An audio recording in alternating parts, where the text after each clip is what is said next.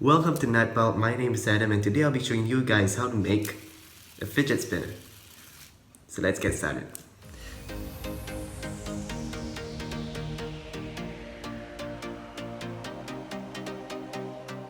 Okay, so the first thing you're going to need are ball bearings. So I use skateboard bearings for this. I just went on Carousell and managed to find some for $150 each, and I'll leave the seller's link in the description below if you'd like to check it out. And if you have an old skateboard lying around, just dismantle it and you could get some free bearings out of it. Now your skateboard bearings, whether new or old, will come with some grease inside and we'll have to clean that up in order to make it spin more smoothly. To do this, first remove the caps on the bearing using a sharp knife or pointed object. Puncture the bearing near the inner circumference and pry out the caps carefully on both sides.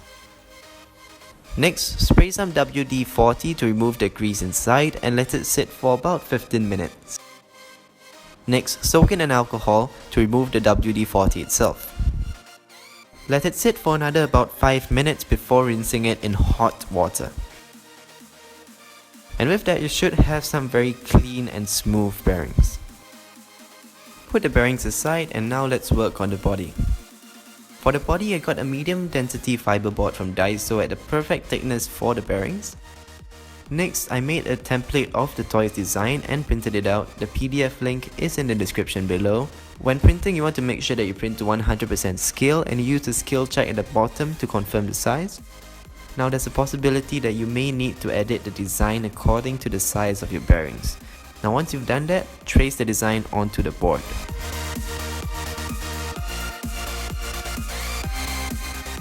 Now before you cut out the shape, it's a good idea to drill out the holes first. And if you have the correct drill bit size for your bearings, then good for you. If not, you can do what I did, which was to use the largest drill bit I had and slowly work around to make the hole larger. And then if you have a Dremel sanding bit like me, use that to enlarge the hole to the size that you need. Now keep drilling until the hole is only slightly larger than the size of your bearing.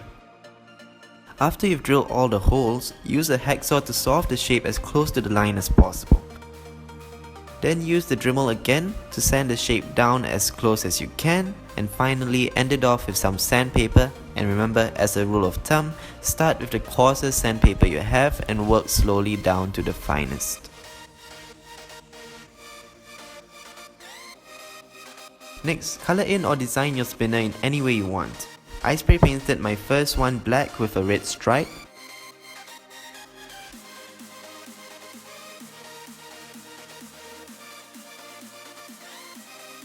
And for the second one, I decided to sketch out a tribal design with a Sharpie. And then cover it with a few layers of clear varnish to make it slightly more water resistant. Now to make the bearing stay in place, put about 3 to 4 small dabs of hot glue onto the sides of the holes and quickly push the bearings through. Then turn the spinner around and peel off any excess glue on the other side. This will leave just enough glue in place to hold on to the bearings, and at the same time you should be able to remove the bearings as and when you need. Lastly, we're going to install some buttons to make the toy nicer to hold. To do this, remove the center bearing and find some spare buttons lying around at home, and tape over the holes to prevent the hot glue from oozing out later on. Now place the bearing over one of the buttons and apply hot glue down the center.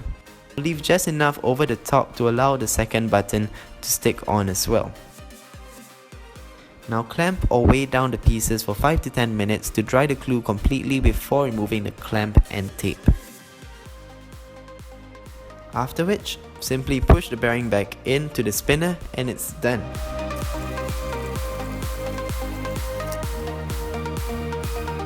It might take you a while before you get the hang of this, so I thought I'd teach you how to use it first. So to do so, just grab the buttons with your thumb and your index finger, like this.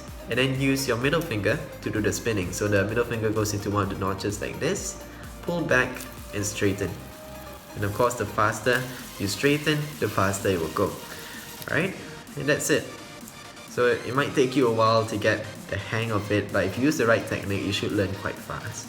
And that's it for me today. I hope you guys liked this video, and if you do, remember to like, subscribe, follow me on Instagram, and I'll see you guys in the next video. Bye!